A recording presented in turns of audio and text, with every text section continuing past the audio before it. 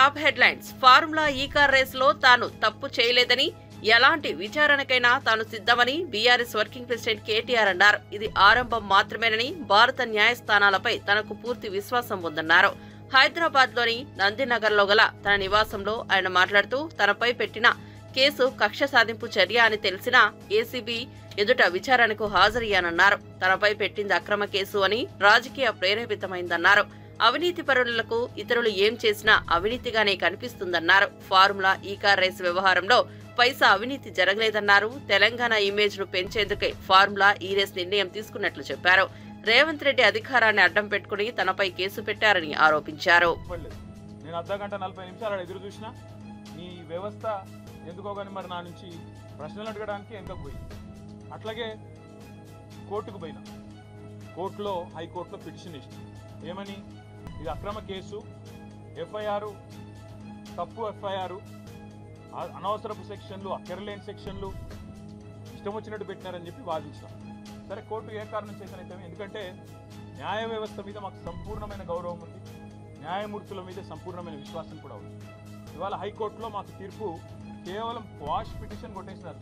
దానికే కొంతమంది ఎంత సంతోషపడిపోతున్నారంటే, కాంగ్రెస్ వాళ్ళు ఏదో నాకు ఉరిశిక్ష చేసిండ్రు, లేదా నేరారోపణ అయిపోయింది, రుజువు అయిపోయింది, మొత్తం కేసే అయిపోయింది అని చెప్పి సంకల్ గుద్దుకుంటా ఉన్నారు.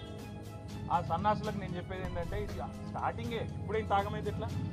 మేము ఆల్రెడీ హైకోర్టులో ఏదైతే క్వాష్ పిటిషన్ కొట్టేసిండ్రో దాని మీద సుప్రీంకోర్టుకు పోయినాం. సుప్రీంకోర్టులో మ్యాటర్ ఉన్నది. ఇప్పుడు అది ఎప్పుడు వస్తుందో వస్తుంది. అది సుప్రీంకోర్టు ఎట్లా నడుస్తుందో ఆ పద్ధతి ప్రకారం 2 రోజుల్లోనో 3 రోజుల్లోనో వారం రోజుల్లోనో ఎప్పుడు వస్తుందో వస్తుంది.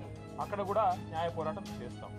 అట్లాగే నిన్న మీరు ఏదైతే నా హక్కులకు భంగం వాటిల్లే విధంగా వ్యవహారం చేసినారో, నేను విచారణకు చట్టాన్ని గౌరవించే పౌరుడిగా హాజరై అక్కడ ఏ సమాధానం అడిగినా చెప్తానని పోయినప్పుడు లాయర్లతో రావద్దంటారు. నేను చెప్పిన మీరు దొంగలు, ఎందుకంటే మీరు గిట్లనే చేసింది ఇదివరకు కూడా. పాపం మా పట్నం నరేందర్ రెడ్డి ఆయన ఇయని స్టేట్మెంట్ ఇచ్చినట్టు బుకాయించి వెంటనే మీడియాలో లీక్లు ఇచ్చే దౌర్భాగ్యులు మీరు. నేను నమ్మను మిమ్మల్ని, మా లాయర్ బరాబర్ ఉండాలని అడిగింది. రేపు అందుకే కోర్టుకు కూడా పోతున్నా, హైకోర్టుకు కూడా. నాకు న్యాయవాదుల సమక్షంలో విచారణ జరగాలి అని కోరుతూ హైకోర్టుకు పోతున్నా. తప్పేమున్నదంతా న్యాయ వ్యవస్థను తప్పకుండా నాకు ఇవాళ ప్రాధేయపడి వారిని అడిగి నాకు ఈ దుర్మార్గుల నుంచి చట్టపరమైన రక్షణ కల్పించాలని అడుగుతున్నాను. నేనేం వేరే అడుగుతలేను కదా, ఆ పని చేస్తున్నాను. దానికి కూడా కాంగ్రెస్లకు ఏమేమో ఆగమాగం అయిపోతున్నారు. ఇక కొంతమంది మంత్రులు అయితే వాళ్ళే న్యాయమూర్తులు అయిపోతున్నారు, వాళ్ళే శిక్షలు వేస్తున్నారు, వాళ్ళే చెప్పేస్తున్నారు నెక్స్ట్ ఏం జరగబోతుంది, ఇదేమవుతుంది, అదేమవుతుంది. వాళ్ళకి నేను చెప్తా ఉన్నా, ట్రయల్ మీడియాలో జరగదు. గత 5 ఏళ్లలో ధ్వంసమైన వ్యవస్థలను గాడిలో పెడుతున్నారని, ఓట్లేసి గెలిపించిన ప్రజలకు న్యాయం చేయాల్సిన బాధ్యత తనపై ఉందని ముఖ్యమంత్రి చంద్రబాబు నాయుడు అన్నారు. ప్రజలందరికీ సుపరిపాలన అందించడమే లక్ష్యంగా జననాయకుడు పోర్టల్ను రూపొందించామని, మొదట కుప్పంలో దీన్ని అమలు చేసి ఆపై రాష్ట్రంలోని అన్ని నియోజకవర్గాల్లోనూ అందుబాటులోకి తెస్తామని చెప్పారు. సీఎం చంద్రబాబు కుప్పం పర్యటన 2వ రోజు కూడా కొనసాగింది. ఈ సందర్భంగా ఆయన మాట్లాడుతూ, కుప్పం ప్రజల రుణం తీర్చుకోలేనని అన్నారు. తనను 8 సార్లు ఎమ్మెల్యేగా గెలిపించారని, ఈ నియోజకవర్గ ప్రజలకు సైకిల్ గుర్తు తప్ప మరో పార్టీ సింబల్ తెలియదని, తనపై మొదటి నుంచి నమ్మకం చూపిస్తున్నారని అన్నారు. మారుమూల ప్రాంతమైన కుప్పం నియోజకవర్గంలో మరో పార్టీ జెండా ఎగరలేదని వెల్లడించారు. ఫార్మసీ మనం దీన్ని ప్రాక్టీస్ చేయాలి. పొలమే ఏదైతే ఫార్మసీగా ఉండి అక్కడ పండించే పంటగానే మనం తింటే ఇంకా మెడిసిన్స్ తినే పని లేదు, హాస్పిటల్ పోయే పని లేదు, అది తొందరలోనే వస్తుంది. ఒకప్పుడు మన పెద్దలందరూ కూడా అప్పుడు హాస్పిటల్స్ లేవు కాబట్టి, ఫార్మా మెడిసిన్స్ కూడా పెద్దగా లేవు కాబట్టి మనం ఫుడ్తోనే ఆ రోజు అన్నీ కూడా చేశారు. ఫుడ్తోనే ఒక విధంగా చెప్పాలంటే ఏ డిసీజ్ వచ్చినా ఆ డిసీజ్కి తగ్గినట్టు, ఈవెన్ పాము కరిసినా ఆ పాము కాటుకు ఏ విధంగా ఏ రసాయనిక మన మామూలుగా మూలికలు వాడాలనో ఆ మూలికలు వాడారు. అలాంటివన్నీ కూడా మనకు ఒక ఏన్షియంట్ చరిత్ర ఉంది, హిస్టరీ ఉంది. ఈరోజు మళ్ళీ దీన్ని నేచురల్ ఫార్మింగ్ని నేను అయితే లాస్ట్ టైం వచ్చినప్పుడు దీని మీద చాలా పెద్ద ఎక్సర్సైజ్ చేశాం. మేము ఆ రోజు విజయ్ కుమార్ గారు మా secretary, agriculture secretary, Vijay Kumar గారికి కూడా ఒక రాజకీయ చరిత్ర ఉంది. మీకు చాలా మంది తెలుసో లేదో గాని వాళ్ళ తండ్రి కేంద్రంలో మంత్రి పెండేకంటి వెంకట సుబ్బయ్య గారు. ఆయన పనిచేస్తా ఉన్నప్పుడు నేను నేచురల్ ఫార్మింగ్ కి పాలేకర్ని పిలిపించి మీటింగ్లు పెట్టడం మొదలుపెట్టాం. ఆ మీటింగ్లు పెట్టినప్పుడు 3 రోజులు క్లాసులు పెట్టేవాళ్ళం. తెలంగాణ, ఆంధ్ర, వేరే రాష్ట్రాల నుంచి డెలిగేట్స్ వచ్చేవాళ్ళు. చాలా ఎలాబొరేట్గా ఎడ్యుకేట్ చేసేవాళ్ళం. అప్పట్లో మా అగ్రికల్చర్ యూనివర్సిటీ పెద్ద కాన్ఫ్లిక్ట్ మాకు. ఈ నేచురల్ ఫార్మింగ్ అనేది బూటకం, ఇది సాధ్యం కాదని, అసలు కెమికల్ ఫెర్టిలైజర్స్ లేకపోతే పంటే రాదని. అక్కడి నుంచి వాళ్ళకు కూడా చెప్పాను, మీకేం నష్టం లేదు కదా, నీ పని నువ్వు చెయ్యి, వాళ్ళ పని వాళ్ళు చేస్తారని చాలా గట్టిగా చెప్పి వాళ్ళను కూడా కంట్రోల్ చేశారు. యూత్ కాంగ్రెస్ నేతలు బీజేపీ రాష్ట్ర కార్యాలయాలపై దాడి చేయడం తప్పేనని, ఇది సరైన పద్ధతి కాదని టీపీసీసీ అధ్యక్షుడు మహేష్ కుమార్ గౌడ్ తెలిపారు. ఈ మేరకు యూత్ కాంగ్రెస్ నేతల దాడిని ఖండిస్తూ ఆయన ప్రకటన విడుదల చేశారు. ప్రజాస్వామ్యంలో ఓ రాజకీయ పార్టీ కార్యాలయంపై దాడి చేయడం మంచి పద్ధతి కాదని హితవు పలికారు. దాడికి పాల్పడిన యూత్ కాంగ్రెస్ నేతలపై ఆయన ఆగ్రహం వ్యక్తం చేసినట్లు తెలిసింది. ఎవరికి చెప్పి ఎవరి ఆదేశంతో దాడికి దిగారని మండిపడినట్టు సమాచారం. ఏపీలో దేశంలోని అతిపెద్ద విండ్ ఎనర్జీ నైపుణ్యాభివృద్ధి కార్యక్రమాలను ప్రారంభించడానికి Suzlon energy limited, skill development corporation నడుమ ఒప్పందం కుదిరింది. మంత్రి నారా లోకేష్ సమక్షంలో ఉండవల్లి నివాసంలో ఇరు పక్షాలు ఎంఓయూ చేసుకున్నారు. ఈ సందర్భంగా మంత్రి లోకేష్ మాట్లాడుతూ స్కూల్ విద్యార్థులకు పాఠ్య పుస్తకాల బరువు తగ్గించాలని అధికారులను మంత్రి లోకేష్ ఆదేశించారు. నాణ్యతా ప్రమాణాలు పాటించాలని సూచించారు. స్కూలు, ఇంటర్మీడియట్, ఉన్నత విద్యపై అధికారులతో ఆయన సమీక్ష నిర్వహించారు. ఏపీ మోడల్ ఎడ్యుకేషన్ లక్ష్యంగా సంస్కరణలు చేయాలన్నారు. పరిగెత్తేటప్పుడు తప్పనిసరిగా మనందరం పడతాం. పడిన వెంటనే ఎంత తొందరగా లేస్తాం అనేది చాలా చాలా ముఖ్యం మన జీవితంలో.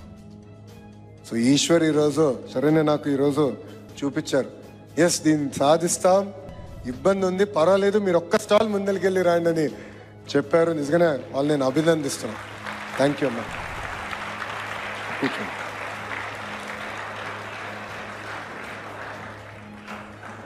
ఈరోజు దాదాపు 1256 ప్రాజెక్టులు చూపించారు. దాంట్లో 249 టాప్ ప్రాజెక్టులు ఏకంగా స్టేట్ లెవెల్కి తీసుకొచ్చారు. వాళ్ళందరినీ నేను హృదయపూర్వకంగా అభినందిస్తున్నాను. నేను కూడా స్కూల్ సమయంలో ఒక కారు తయారు చేశా. చిన్నప్పుడు కార్లు పిచ్చి చాలా ఎక్కువ నాకు. క్రికెట్, కారు, బిర్యానీ ఈ 3 నాకు బాగా నచ్చేది చిన్నప్పుడు. నేను కూడా కారు తయారు చేసినప్పుడు మొన్నటి వరకు అనుకున్నా కారు తయారు చేశాను చిన్నప్పుడు అని, కానీ మీ ప్రాజెక్ట్ చూస్తే అది వేస్ట్ అని తెలిపోయింది. చాలా ఇన్నోవేటివ్ ఐడియాస్. ఒక పక్కన కేంద్ర ప్రభుత్వం సహకారం, ఆంధ్ర రాష్ట్ర ప్రభుత్వం ప్రోత్సాహంతో అద్భుతమైన ఐడియాస్ ఈరోజు నాకు మీరు అందరూ చూపిస్తాం జరిగింది. ఈ సందర్భంగా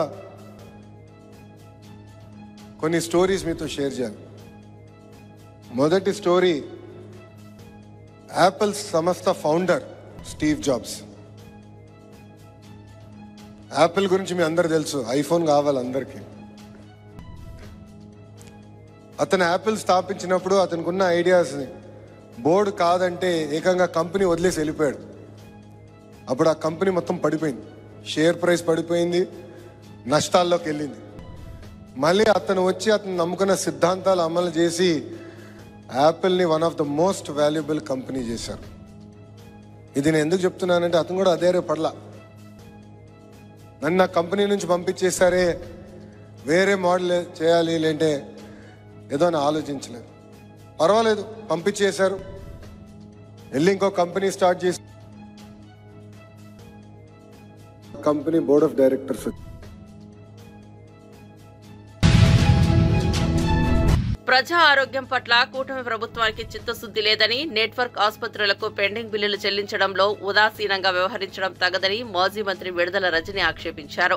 తన నివాసంలో మీడియాతో మాట్లాడిన ఆమె, పేద ప్రజలు అనారోగ్యం పాలైతే మానవతా దృక్పథంతో ఆదుకోవాలే తప్ప ట్రస్ట్ మోడల్లో ఉన్న ఆరోగ్యశ్రీని హైబ్రిడ్ మోడల్లోకి మార్చడం తగదని తేల్చి చెప్పారు. ప్రభుత్వం వెంటనే నిర్ణయాన్ని మార్చుకోకపోతే ప్రజల పక్షాన ఉద్యమిస్తామని హెచ్చరించారు. 919 నెట్వర్క్ హాస్పిటల్స్ ఉండేవి మేము అధికారంలోకి వచ్చే నాటికి. మరి వాటిని 2300 హాస్పిటల్స్గా కూడా విస్తరించడం జరిగింది జగనన్న ప్రభుత్వంలో. అలాగే ఆరోగ్యశ్రీ ఏదైతే 5 లక్షల వరకు వర్తింపు ఉండిందో, 5 లక్షలకే పరిమితం ఉండిందో, దాన్ని 25 లక్షల వరకు కూడా పెంచి నటువంటి ఘనత జగన్మోహన్ రెడ్డి గారి ప్రభుత్వానికి దక్కుతుంది. అలా మనం ఏది చూసినా కూడా జగనన్న ఆనాడు వైఎస్ఆర్ గారు ఏదైతే ఒక ఆలోచనతో ముందుకు వెళ్ళారో దాన్ని మరింత మరింత మరింత స్ట్రెంథెన్ చేస్తూ ఈ రాష్ట్ర ప్రజల ఆరోగ్యం ప్రభుత్వానిదే బాధ్యత. ఈ రాష్ట్రంలో ఏ పేదవాడికైనా ఏదైనా ఒక అనారోగ్య సమస్య వచ్చినప్పుడు ఆ బాధ్యత, ఆ పూర్తి రెస్పాన్సిబిలిటీ ప్రభుత్వంగా మాది అని భావించి ఆ సమస్య తనదైనప్పుడు ఎలాంటి బాధ ఉంటుందో, తనదైనప్పుడు ఎంతటి రెస్పాన్సిబిలిటీ ఉంటుందో ఆ మొత్తం రెస్పాన్సిబిలిటీ కూడా జగన్మోహన్ రెడ్డి గారు తీసుకొని మరి ఏ ఏ ఏ ప్రొసీజర్ల కోసం జనం ఎక్కువగా హాస్పిటల్స్కి వస్తున్నారు, ఏం అడుగుతున్నారు, ఏమి మనం ఎక్కువ ఎక్కడ ఫోకస్ చేయాల్సి వస్తుందని పదే పదే రివ్యూస్లో స్టడీ చేసుకొని ఇంకేమైనా యాడ్ చేయాలా, ఇంకేమైనా ప్రొసీజర్స్ పెంచాల్సినటువంటి అవసరం ఉందా అని చెప్పి పదే పదే రివ్యూస్లో అడిగి తెలుసుకొని దాని మీద కొంత రీసెర్చ్ చేసుకొని కొంత డేటా గెయిన్ చేసుకొని మరి 3257 ప్రొసీజర్స్ వరకు కూడా పెంచి తీసుకెళ్ళి రాష్ట్ర ప్రభుత్వం ఎవ్వరికి కూడా ఏ పేదవాడికి కూడా ఎక్కడ ఆరోగ్య సమస్య వచ్చినా కూడా అది ఆరోగ్యశ్రీలో వాళ్ళకు ఉచితంగా వైద్య సేవలు అందేవి. సో ఈ విధంగా ప్రతి దానికి కూడా ప్రయారిటీ ఇచ్చి ప్రతి ప్రొసీజర్ని కూడా 1-2 సార్లు స్టడీ చేసి ఎక్కడ కూడా పేదవాడు జోబులోంచి ₹1 ఖర్చు అవ్వద్దు అనేటువంటి ఒక ఆలోచనతో పేదవాడికి పూర్తిగా ఉచితంగా నాణ్యమైన వైద్యం అందించాలని మరి ఈ విధమైనటువంటి ఇన్ఫ్రాస్ట్రక్చర్ లే చేసి దానికి అన్ని విధాలుగా కూడా సమకూర్చి మరి పేదవాడు వారి కుటుంబం సంతోషంగా ఉండాలి, ఆరోగ్య ఆంధ్రప్రదేశ్ లక్ష్యంగా ఏ విధంగా జగనన్న ప్రభుత్వంలో మనం అడుగులు ముందుకు వేసామో మీ అందరికీ కూడా తెలుసు. మరి ఈ రోజున మనం చూస్తూ ఉన్నాము, ఈరోజు నెట్వర్క్ హాస్పిటల్స్, ఈ నెట్వర్క్ హాస్పిటల్స్కి కూటమి ప్రభుత్వం 3000 కోట్లు ఈ నెట్వర్క్ హాస్పిటల్స్కి పెండింగ్ బిల్స్ ఉన్నాయి. ఇవి చెల్లించాల్సినటువంటి అవసరం బాధ్యత చంద్రబాబు నాయుడు గారి నాయకత్వంలోని ఈ కూటమి ప్రభుత్వం మీద ఉంది. వీళ్ళు విశాఖలో ప్రధాని నరేంద్ర మోదీ పర్యటన నేపథ్యంలో ఇప్పటికే కూటమి ప్రభుత్వం ఎన్ని ఏర్పాట్లు పూర్తి చేసేదే. ఈ క్రమంలో ప్రధాని మోదీకి అపూర్వ స్వాగతం పలికేందుకు కూటమి ప్రభుత్వం సంసిద్ధంగా ఉంది. అయితే ప్రధాని సభ ఏర్పాట్లను మంత్రి నాదెండ్ల మనోహర్ పరిశీలించారు. ఈ క్రమంలో ఆయన మాట్లాడుతూ ప్రధానమంత్రికి కృతజ్ఞతలు చెప్పే సభ ఇది. మధ్యాహ్నం 12 గంటలకు డిప్యూటీ సీఎం పవన్ కళ్యాణ్ సభా ప్రాంగణానికి చేరుకుంటారు. ప్రధానికి స్వాగతం పలికేందుకు జన సైనికులు, ప్రజలు ఉత్సాహంగా ఉన్నారు. రోడ్ షోను విజయవంతం చేసేందుకు ఏర్పాట్లు సిద్ధం చేశారు. బీజేపీ దిగజారుడు రాజకీయాలు చేస్తోందన్నారు కాంగ్రెస్ వర్కింగ్ ప్రెసిడెంట్ జగ్గారెడ్డి. భారత్ మాతాకి జై అనే బీజేపీ నాయకులు భారతమాత కూతురు ప్రియాంక గాంధీని తిడితే ఊరుకుంటారా అని ప్రశ్నించారు. ఇదే సమయంలో తెలంగాణలో బీజేపీ బలమెంత అంటూ ఘాటు వ్యాఖ్యలు చేశారు. తాజాగా జగ్గారెడ్డి వీడాతో మాట్లాడుతూ బీజేపీ నాయకులు ప్రియాంక గాంధీపై అనుచిత వ్యాఖ్యలు చేయకపోతే బీజేపీ ఆఫీస్కి పోవాల్సిన అవసరం మాకేటి? మా ఇంటి ఆడబిడ్డలను తిడితే మనం ఊరుకుంటామా? ప్రియాంక గాంధీని తిడితే ఎందుకు ఊరుకోవాలి? మా యూత్ కాంగ్రెస్ నేతలు బీజేపీ ఆఫీస్కు పోవడాన్ని పీసీసీ చీఫ్ తప్పుపట్టారు. కాంగ్రెస్ నేతలు మా లైన్ దాటితే మేం పెద్ద మనసుతో సర్ది చెప్పుకున్నామన్నారు. ఆ రోజు మహాత్మా గాంధీ వారి యొక్క నాయకత్వంలో స్వతంత్రము వచ్చిన తర్వాత మొదటి ప్రధాని నెహ్రూ గారి యొక్క ముని మనమరాలు ప్రియాంక గాంధీ గారు ఒక విలువలతో అహింసా మార్గంలో హింసకు అవకాశం లేని రాజకీయాలు, విలువలతో కూడుకున్న రాజకీయాలు చేస్తున్న ప్రియాంక గాంధీ గారి ఒక కుటుంబము, మా నాయకుడు రాహుల్ గాంధీ గారి యొక్క సోదరి రాహుల్ గాంధీ గారి యొక్క కుటుంబము వారి సోదరుని ప్రియాంక గాంధీ గారిని అవమానపరిచే విధంగా మీ ఎక్స్ ఎంపీ బిదూరి మాట్లాడిన వ్యాఖ్యలను మీరు ఖండించాల్సింది పోయి మీరు ప్రోత్సహించే విధంగా మీ ప్రవర్తనను తట్టుకోలేక తెలంగాణలో ఉన్న యూత్ కాంగ్రెస్ నాయకులు బీజేపీ ఆఫీసు మీద పోవడం జరిగింది, నిరసన తెలపడం జరిగింది. కొంత మా ఊళ్ళో అక్కడ తొందరపడ్డరు అనేది మీడియాలో వచ్చింది. కొంత పోలీస్ అధికారులు కూడా మాకు ఇన్ఫర్మేషన్ ఇచ్చారు.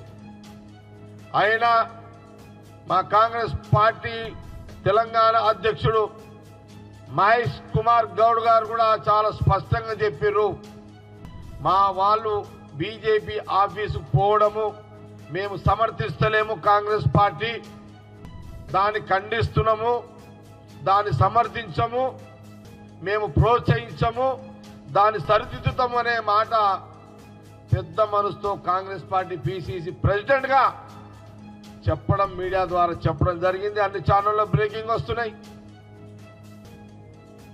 కానీ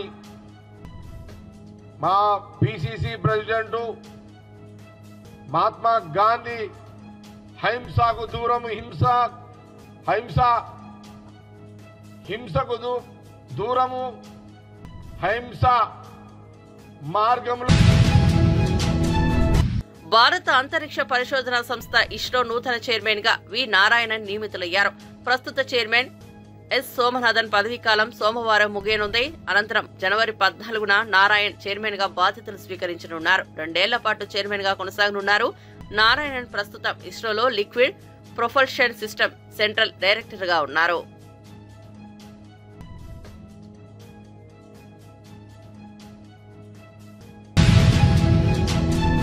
తెలంగాణలో రోడ్ల భద్రతకు అధిక ప్రాధాన్యతమిస్తున్నట్లు రాష్ట్ర రవాణా శాఖ మంత్రి పొన్నం ప్రభాకర్ తెలిపారు.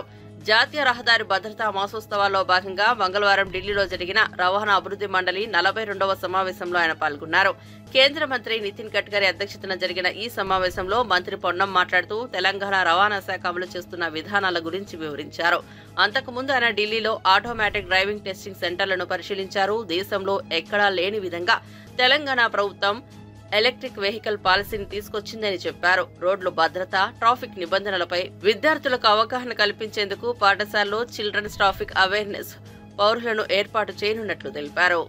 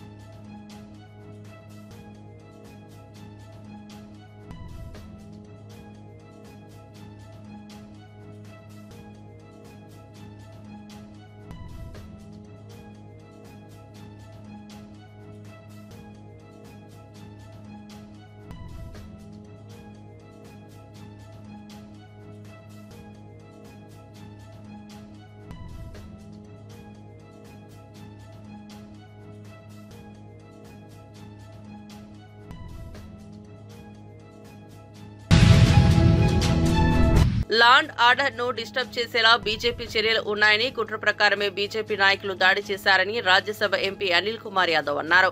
గాంధీభవన్ లో మీడియా సమావేశంలో ఆయన మాట్లాడుతూ కాంగ్రెస్ జాతీయ నాయకురాలు ప్రియాంక గాంధీపై బీజేపీ నేత రమేష్ బిధూరి చేసిన వ్యాఖ్యలను ఖండిస్తున్నామని, దీనిపై యూత్ కాంగ్రెస్ ఆధ్వర్యంలో శాంతియుతంగా నిరసన తెలపడం జరిగిందన్నారు.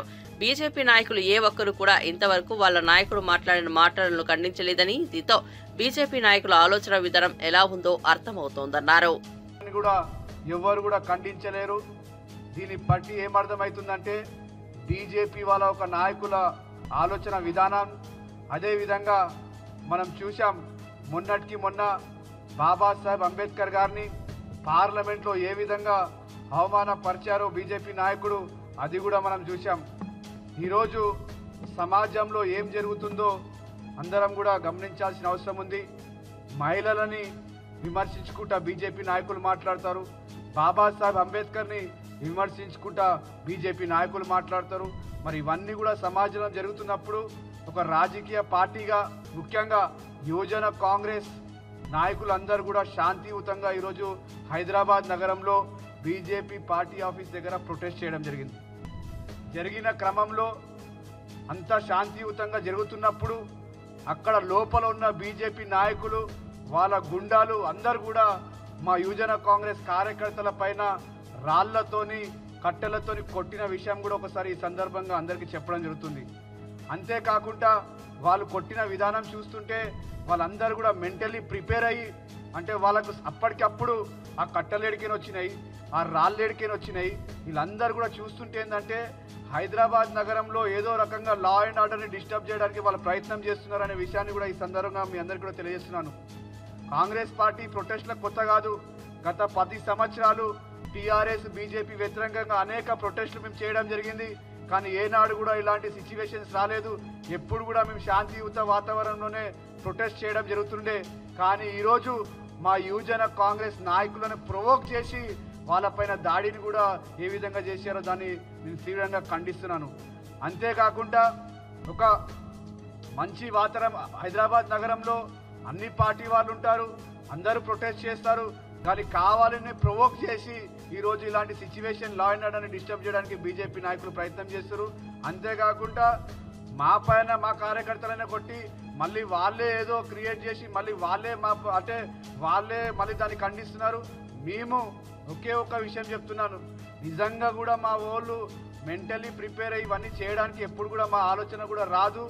ఎందుకంటే ఈ జరిగిన సంఘటన మనం చూసినట్లయితే మా ఊళ్ళ దగ్గర ఎవరితోనో ఒక కట్టలేదు, మా ఊళ్ళతో ఎవరితోనో ఒక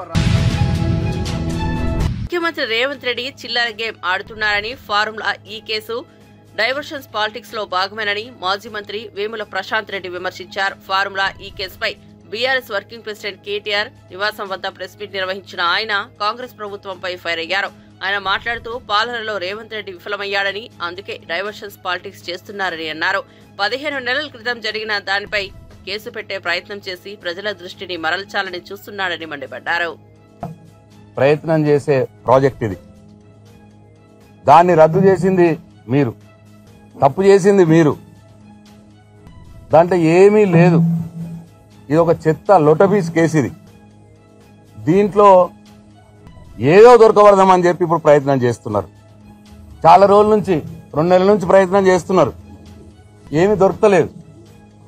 ఎట్లనే సరే చేయాలి, కేటీఆర్ గారిని ఇబ్బంది పెట్టాలి, కేటీఆర్ గారిని ప్రయత్నం తప్ప దీంట్లో ఏమీ లేదు. దీంట్లో ఏమీ లేదు కాబట్టే ఎలక్ట్రోల్ బాండ్లు దీనికి లింక్ పెడతా ఉన్నారు. ఎలక్ట్రోల్ బాండ్లు ఈ యొక్క పార్లమెంటు ద్వారా భారత రాజ్యాంగం ఇచ్చినటువంటి హక్కు ప్రతి రాజకీయ పార్టీ, అన్ని రాజకీయ పార్టీలు ఎలక్ట్రోల్ బాండ్లు సేకరించినాయి. అటు బీజేపీ సేకరించింది, కాంగ్రెస్ పార్టీ సేకరించింది, అన్ని రాజకీయ పార్టీలు. దాంట్లో బీఆర్ఎస్ కూడా పార్టీ ఎలక్ట్రోల్ బాండ్లు తీసుకున్నది. ఇవాళ ఈ గ్రీన్ కో కంపెనీ ఏదైతే చెప్తున్నారో, ఈ గ్రీన్ కో కంపెనీ ఈ కార్ రేసింగ్ వాళ్ళు చేసి నష్టపోయి తప్పిస్తే ₹1 కూడా వాళ్ళు సంపాదించలే. ఈ కార్ రేస్ ఈ ఎలక్ట్రోల్ బాండ్లు ఇచ్చింది ఏప్రిల్ 22, ఏప్రిల్ నెల 2022 సంవత్సరం. ఈ కార్ రేసింగ్ అయింది మార్చ్ 2023 సంవత్సరం. అంటే ఎలక్ట్రోల్ బాండ్లు మొదలిచ్చి వాళ్ళు ఈ కార్ రేసింగ్ చేసి దాంట్లో వాళ్ళే డబ్బులు పెట్టినారు. ప్రభుత్వం వాళ్ళకి ఏమి ఇవ్వలేదు గ్రీన్ కోకి.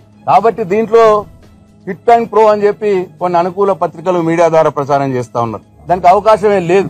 ఇవాళ కాంగ్రెస్ పార్టీ కూడా ఇదే గ్రీన్ కో కంపెనీ 25 కోట్ల రూపాయలు ఎలక్ట్రోల్ బాండ్ల ద్వారా ఇచ్చింది. ఇవాళ కాంగ్రెస్ పార్టీ 1500 కోట్ల రూపాయలు ఎలక్ట్రోల్ బాండ్ల ద్వారా సేకరించింది. మరి వాళ్ళు ఎక్కడెక్కడ క్విక్ అండ్ ప్రో చేసినారు. ఇవాళ రేవంత్ రెడ్డి గారు చేస్తున్నటువంటి కుట్రల్ని ఛేదించుకొని కేటీఆర్ గారు కడిగిన ముత్యంలా బయటకు వస్తారు. మీరెంత భయపెడతామని చూసినా, బీఆర్ఎస్ పార్టీ నాయకుల మీద కేసులు పెట్టి అరెస్టులు చేద్దామని చూసినా నిన్ను వెంటాడడం మాత్రం ఆపం. నువ్వు ఇచ్చిన హామీలన్నీ అమలు చేసేదానిక తప్పకుండా మా ప్రతి ఒక్క బీఆర్ఎస్ పార్టీ సామాన్య కార్యకర్తల నుంచి మరి ప్రతి ఒక్కరు కూడా మీ వెంట పడతారు అని చెప్పి మరొకసారి ఈ ప్రభుత్వానికి రేవంత్ రెడ్డి గారికి హెచ్చరిస్తా ఉన్నాం. జై తెలంగాణ, జై కేసీఆర్. పొరుగున ఉన్న కెనడా దేశాన్ని కలుపుకుని అమెరికాకు 51వ రాష్ట్రంగా మారుతామని అధ్యక్షుడిగా ఎన్నికైన డొనాల్డ్ ట్రంప్ పునరుద్ఘాటించారు. ప్రజాదరణ కోల్పోయిన కెనడా ప్రధాని జస్టిన్ ట్రూడో పదవికి రాజీనామా చేసిన అనంతరం ట్రంప్ సామాజిక మాధ్యమాల్లో స్పందించారు. ట్రంప్ ట్రూడోల మధ్య ఎప్పుడూ సత్సంబంధాలు లేకపోవడం గమనార్హం. అమెరికాలో 51వ రాష్ట్రంగా ఉండేందుకు కెనడాలోని చాలా మంది ముచ్చట పడుతున్నారు. అమెరికా ఇంకెంతకాలం కెనడాకు భారీగా రాయితీలు ఇవ్వలేదు. ఇది తెలిసే ట్రూడో రాజీనామా చేశారు. అమెరికాలో కెనడా విలీనమైతే ఎలాంటి పన్నులు ఉండవు. కెనడాకు రష్యా, చైనా నౌకల నుంచి ముప్పు ఉండదు. కలిసిపోయి పెద్ద దేశంగా మారొచ్చని అభిప్రాయపడ్డారు. Hundreds of billions a year to take care of Canada. We lose in trade deficits. We're losing massive. We don't need their cars. You know, they make 20% of our cars. We don't need that. I'd rather make them in Detroit. We don't need the cars. We don't need their lumber. We have massive fields of lumber. We don't need their lumber. We have to unrestrict them because stupid people put, restrictions on, but I can do that with an executive order. We don't need anything they have. We don't need their dairy products. We have more than they have. We don't need anything. So why are we losing $200 billion a year and more to protect Canada? And I said that to, as I called him, Governor Trudeau. I said, listen, what would happen if we didn't subsidize you, if we didn't, because we give them a lot of money. We help them. As an example, we're buying icebreakers, and Canada wants to join us in the buying of icebreakers. I said, we don't really want to have a partner in the buying of icebreakers. We don't need a partner. But no right. Nope, no right. Here's what we have. We have a right not to help them with their financial difficulties because we owe $36 trillion too. We're going to start knocking it out pretty fast, but we're going to be able to do it because of energy and other things. But no right. No right. But why are we supporting a country, $200 billion plus a year? Our military is at their disposal. All of these other things, they should be a state. That's why I told Trudeau when he came down, I said, what would happen if we didn't do it? He said Canada would dissolve. Canada wouldn't be able to function if we didn't take their 20% of our car market. They send us hundreds of thousands of cars. They make a lot of money with that. They send us a lot of other things that we don't need. We don't need their cars, and we don't need the other products. We don't need their milk. We got a lot of milk. We got a lot of everything. And we don't need any of it. So I said to him, well, why are we doing it? He said, I don't really know. He was unable to answer the question. But I can answer it. We're doing it because of habit. And we're doing it because we like our neighbors, and we've been good neighbors. But we can't do it forever, and it's a tremendous amount of money. And why should we have a $200 billion deficit and add